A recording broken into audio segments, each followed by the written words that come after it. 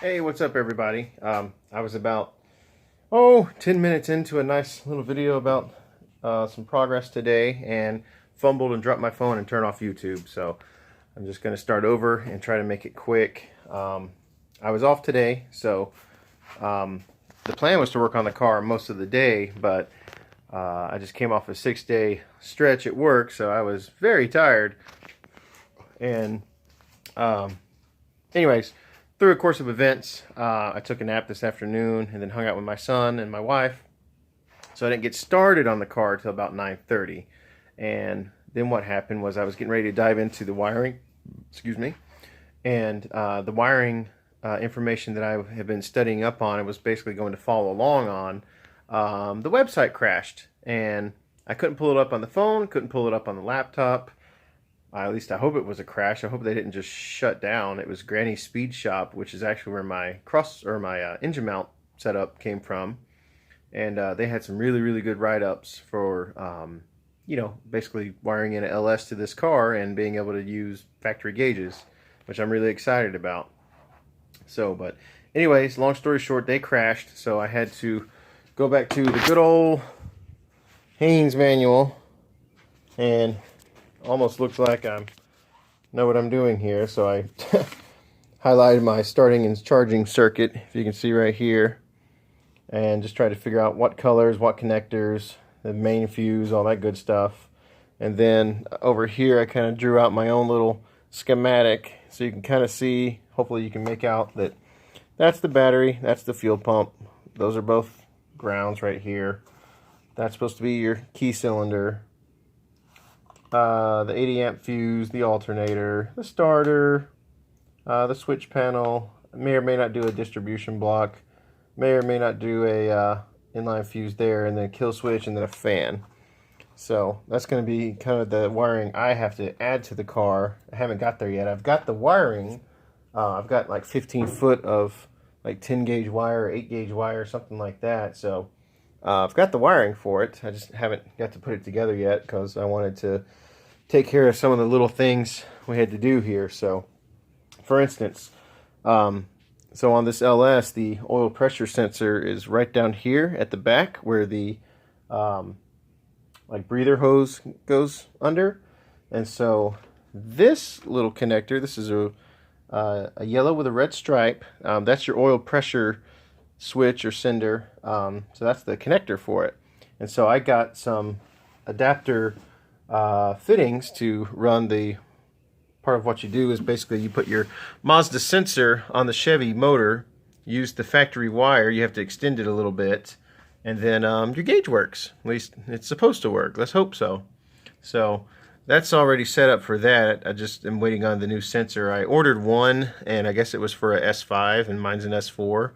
That has to be the difference, I would imagine. But anyways, thread was different, plug was different.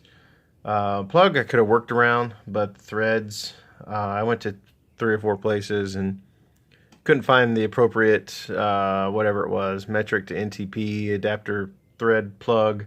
And of course, no one had the sensor in stock because it's a 86 RX-7. So part of the whole reason why I was going with the LS swap is to get away from, BS like that. But anyways, no harm, no foul. So Rock Auto had it, so that's on the way. Similarly with the water temp sensor to keep the coolant gauge working on the gauge cluster, I have this little fitting right here that the factory temperature sensor goes in, and it goes in right down here at the very back of the passenger side cylinder head. So that'll go in there. The sensor bolts in. Like an idiot, I chopped off the end of the sensor because they said something about grounding out one of the coolant temp wires, and I might have done the wrong thing. So there's a ring terminal on there now, and then the actual terminal for the sensor is kind of a weird little spiky thing. It just kind of pokes on. But I'll figure out, I can make that work. It's metal, just has to touch metal, just has to contact and stay on there tight. So I will figure something out for that. But the inside, let me get my shop light. It's been charging for an hour or so. I got a new little light, but it's actually battery. I thought it was plug-in, so I don't have any double A's. So I did a few little things inside, just kind of playing around with where I want the ECU to go. I guess the factory location. So I had to dig up the brackets and stuff. It's not bolted in, it's just sitting there right now, but for now that's where it's going to just kind of hang out. These are the extra wires that, you know, comes with the harness. So like the BP, automotive, the PSI conversions, a few others, they seem like they all are the same harness, or maybe the same place makes it for them. I don't know, but either way, it's a very good harness for the price. 280 bucks. Comes with the fuse block. Comes with some relays for, I think one's ignition, and I think the other one might be for fan or fuel pump. I can't remember. But it's a really nice harness, and it was like $280 shipped. It's got plenty of extra wires. They're supposed to be color-coded to GM colors, so if that is true, then this white wire and this extra loom stretched over to the gauge cluster is what's actually going to be the tach signal wire. So my tachometer should work. So as long as my tachometer works, my fuel level works, my coolant temp sensor, my oil pressure, and I guess my battery gauge, as long as that stuff's working, I'll be pretty happy. And I really didn't want to run a bunch of, you know, aftermarket gauges, just because that stuff really can add up.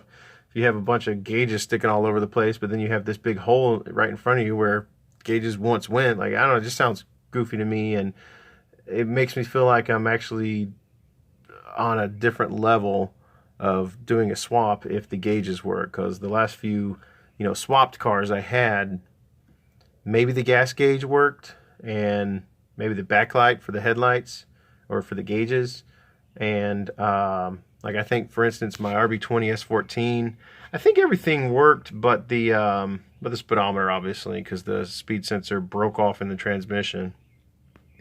And that was before the days that GPSs were, you know, so cheap and readily available. So I just kind of had to roll with traffic. I figured in fifth gear at what my tachometer said was like, you know, 3,000 or 3,400 RPM, something like that, was like 70 miles an hour on the interstate. So as long as you stayed up and cruised with traffic, you were good.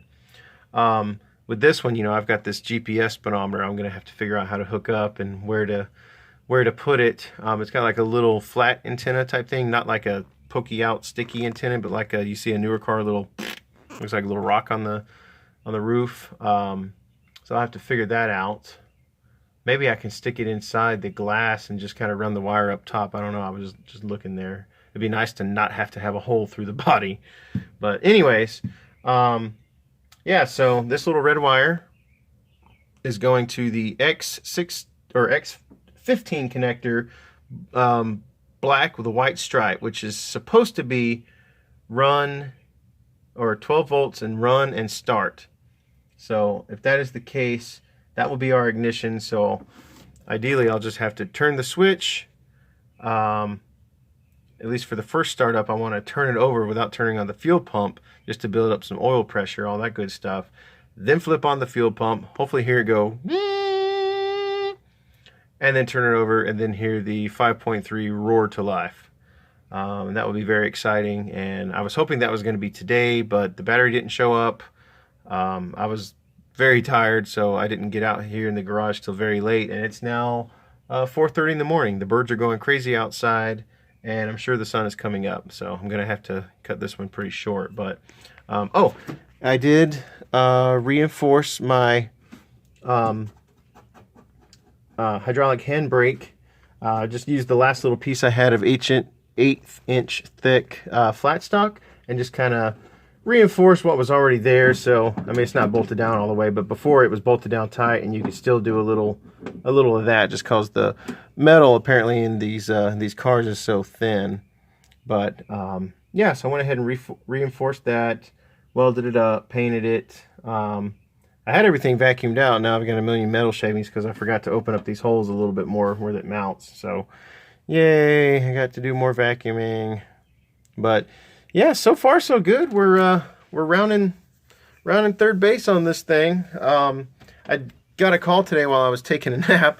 My drive shaft is ready. They didn't give me a total, so I have no idea. I guess I'll go pick that up tomorrow before work. and that'll be really exciting. So then basically once I get this thing wired and fired and get the drive shaft in, yeah, just got to make the exhaust and paint it, and it's ready to rock and roll, Bo. I may or may not reach out to my buddy Andrew in South Indiana and make a weekend out of painting it, because apparently he has a garage that he is dedicating as a homemade spray booth.